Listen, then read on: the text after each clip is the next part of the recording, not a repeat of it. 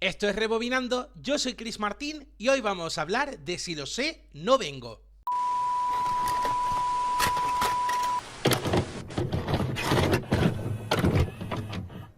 En 2025 se cumplen 40 años desde el estreno de uno de los programas concurso más hilarantes y memorables de la televisión española.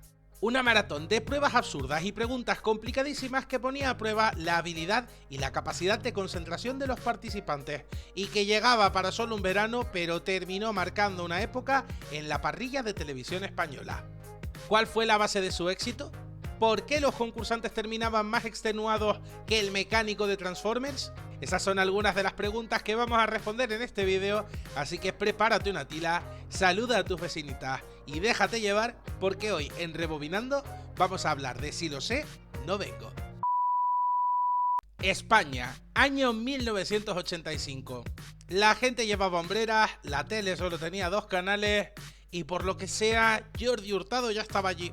Que a ver, 1985 se dice rápido, pero para que te pongas en contexto, desde entonces hemos tenido 5 presidentes del gobierno, el Barça ha ganado 19 ligas, han salido 9 generaciones de Pokémon y tú sigues sin saber doblar una sábana bajera. Si es que de verdad, es casi somos. Al genio de la televisión Sergi Schaff se le pasó por la cabeza que podía ser un concurso televisivo en el que pasasen tantas cosas a la vez que no supieses si el concursante lo estaba haciendo bien o mal. Así que reunió a algunos de sus amigos, eligió una expresión en español de lo más divertida y decidió crear Si lo sé, no vengo. La mecánica del juego era muy simple, los concursantes debían responder preguntas y realizar pruebas en medio de un caótico desfile de estímulos, sonidos, personajes y chistes malos. Por cada prueba superada, los concursantes conseguían kilómetros. Sí, kilómetros, ni puntos ni premios, kilómetros. Que tú dirás, ¿qué eran? ¿El cuenta kilómetros de un coche? ¿Qué iban a hacer con eso? ¿Correr la vuelta ciclista? No coño, eran puntos de viaje si ganabas. Pero para ello primero tenías que sudar más que una loncha de chope en pleno bocata de agosto. Todo el show estaba magistralmente conducido por un novato Jordi Hurtado que llegaba a este como su primer programa de televisión. Por entonces tenía esa actitud como de profesor de historia del instituto que se había metido a la docencia no porque le gustase, sino porque odiaba a los adolescentes. En el particular universo de Si lo sé, no vengo, cada personaje tenía un curioso apelativo que se anunciaba en la cabecera del programa. Por ejemplo, Jordi Hurtado era el enterao y su compañera de labores en la presentación, Virginia Matais, que estuvo durante las primeras temporadas, era la chica de enfrente. Las populares azafatas del concurso eran conocidas como las vecinitas y Rafael Blanch como el incansable hombre del piano. Vamos, que tenerla allí era como vivir pared con Ana Guerra. El participante del día también tenía su mote, el osado concursante. Y no le podía venir mejor porque es que había que ser muy valiente para venir a este concurso. Para continuar con el imaginario viajero, después de los créditos y de los saludos de rigor, entraba el participante al plató con el pasaporte en regla en mano. De repente aquello era un control fronterizo. No contentos con mostrar este documento en pantalla, el presentador lo abría y comenzaba a leer un montón de datos personales sobre el concursante, desde su nombre y apellidos hasta su grupo sanguíneo. O sea, de verdad, ¿puede actuar la ley de protección de datos cuando es necesario? Después de haberse desvelado que el osado concursante era RH negativo y que de pequeño tenía un hámster que se llamaba Bolita, hacían acto de presencia los forzudos del sótano, González y González. Aquí por lo menos tuvieron a bien no caracterizar a los forzudos como si fueran gimnastas del programa de Eva Nazarre. Así que los gemelos, porque en mi cabeza eran gemelos, entraban totalmente trajeados y se llevaban al concursante en volandas hasta el estrado donde comenzaba el juego. Y así, sin más ceremonias, sonaba el gong que marcaba el inicio del programa.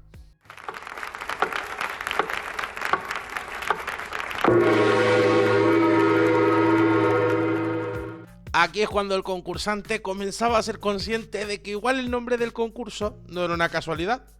Y es que de repente se abrían las puertas del plató y por allí para adentro entraba de todo. Parecía que el metro no era punta, era como una apertura de los Juegos Olímpicos. Que si unos niños haciendo una excursión, que si una malabarista asiática, que si Loles León cantando cuples y hasta un pony. Parecía que un viaje de setas alucinógenas, pero no, eran las pruebas. Porque es que lo de las pruebas se las traía daba la sensación de que habían encerrado a los guionistas en una habitación con una enciclopedia de física cuántica, una cafetera rota y una bolsa de canicas y les dijeron: venga, apáñense, hagan un concurso con esto. La absurda lista de tareas que los concursantes debían de completar y que eran anunciadas por una irritante sirena incluían cosas como tener que hacer una torre gigante de sándwiches, cambiar las bombillas de una lámpara de araña o tener que firmar autógrafos como si se fuese Lidia Lozano en una feria del libro.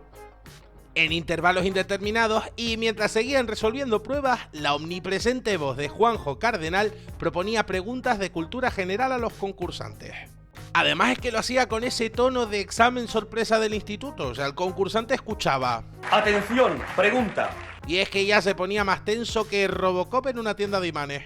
Claro, tú imagínate estar cambiando los ruedines de una bicicleta para niños y que de repente un señor aleatorio te pregunte con voz muy seria que cuál es la capital de Uzbekistán. Es que el programa se podría haber llamado perfectamente Saber y Sudar.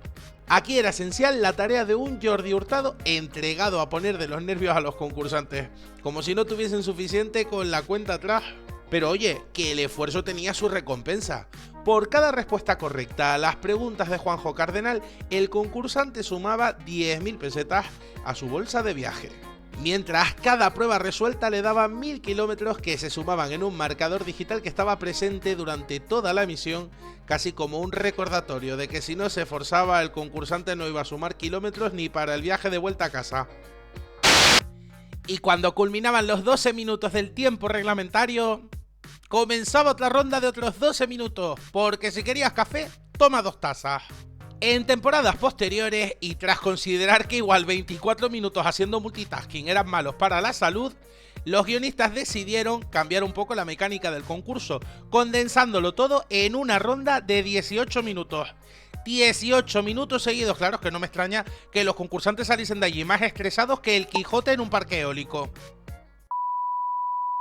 En las primeras etapas del programa, cuando el concursante concluía ambas rondas, pasaba a una zona de recuperación, en la que repasaba, junto a Virginia Matais, todos los pormenores de su participación y se recordaba la puntuación que había obtenido en los juegos. Este segmento desaparece con la salida de Matais del elenco, pero se sustituye por una especie de sketch en la que el protagonista es el concursante y que forma parte del preludio de la ronda final del concurso, el doble o mitad. Una fase con 5 minutos, 4 pruebas y un concursante que si ya se planteaba qué pintaba aquí, ahora se va a plantear directamente su existencia. En la ronda final desaparecían las preguntas y toda la atención se centraba en las 4 pruebas que debía resolver el concursante. Pruebas que a menudo tenían un hilo en común, pero que a veces eran de su padre y de su madre, según le diese por ahí a los guionistas del programa.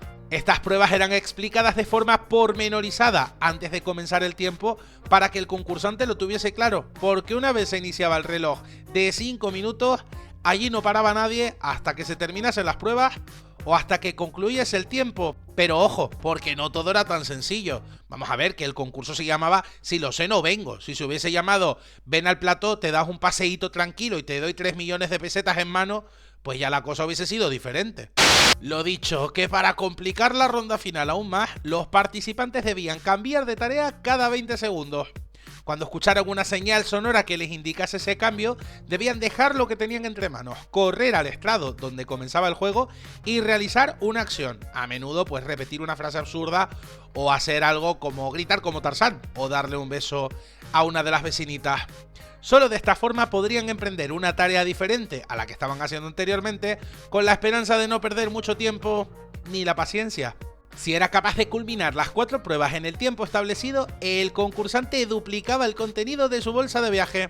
En el caso contrario, sus premios se reducían a la mitad. De hecho, cuenta la leyenda que un concursante que perdió en el doble o mitad le quedó a deber tantos kilómetros a Televisión Española que estuvo dando vueltas dentro del plató a pie durante 7 horas.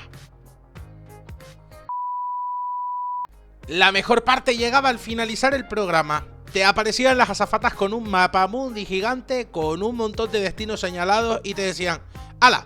Estos son tus kilómetros, elige a dónde quieres ir. Que tú después de una hora bajo presión, aguantando el bullying del presentador y las preguntas constantes de Juanjo Cardenal, lo único que querías era irte a casa a darle un abrazo a tu madre y pegarte una ducha. Pero no, tenías que señalar destino. Y es que el concursante tenía derecho a un viaje de ida con todos los gastos pagados hasta por el número máximo de kilómetros que había conseguido. Pero eso sí, si quería que el viaje fuera de ida y vuelta, tenía que dividir sus kilómetros a la mitad. O sea, tú te ganabas tus 10.000 kilometrazos y tu espíritu aventurero gritaba desde dentro: venga, va, me voy al Machu Picchu. Y entonces te miraba la azafata y te decía: ¿pero y es que piensas quedarte en Perú, querido? O sea, pa' ida y vuelta como mucho te da hasta Villarrobledo. Bueno, y el problemón que era querer llevarte a alguien contigo, porque es decir, encima tenías que seguir dividiendo kilómetros. Vamos, que tú te pensabas si llevarte a tu prima y pagarle solo el billete de ida. Y así concluía cada programa de Si lo sé no vengo, con un feliz y afortunado concursante que después de haber saltado, brincado, hecho 28 volteretas y un poco el ridículo, era el ganador de un magnífico viaje a Cuenca con su vecina Conchi. Ideado como un reemplazo para la parrilla veraniega de Televisión Española, lo cierto es que Si lo sé no vengo resultó todo un éxito de audiencia. Se mantuvo en pantalla hasta la Navidad de 1988 y aproximadamente 10.000 personas a la semana escribían al apartado de correos del concurso para ser uno de los osados participantes. Claro, no era de extrañar que todo el mundo quisiera tomar parte en este concurso que después de sus 3 años y medio en antena repartió más de 1,5 millones de kilómetros y aproximadamente 13 millones de pesetas en premios. ¿Tú sabes la cantidad de tilas y de relajantes musculares que puede comprar un concursante con 13 millones de pesetas? Claro, casi me apunto hasta yo. Por cierto, que la dupla televisiva entre Jordi Hurtado y Juanjo Cardenal continuó cosechando éxitos de la mano del creador del programa, Sergi Schaff, y que también firma uno de los programas concurso más longevos de la televisión española, Saber y Ganar. En este queridísimo formato, ambos compartieron más de 6.000 ediciones hasta que Cardenal decidió retirarse en el año 2021. Lo cierto es que Si lo sé no vengo es una perfecta muestra del talento, la creatividad y el riesgo de una televisión española que tristemente ha vivido tiempos mejores. Un reflejo de una tele familiar y divertida como la que ya no queda. Y hasta aquí puedo leer. ¿Hubieses participado en Si lo sé no vengo? ¿Hasta dónde te hubieses ido de viaje con 10.000 pesetas y un puñado de kilómetros? Cuéntamelo en los comentarios. Si te ha gustado este vídeo y quieres seguir rebobinando conmigo, no olvides darle a like y suscribirte, que es gratis. Gracias y nos vemos en el próximo vídeo. ¡Chao!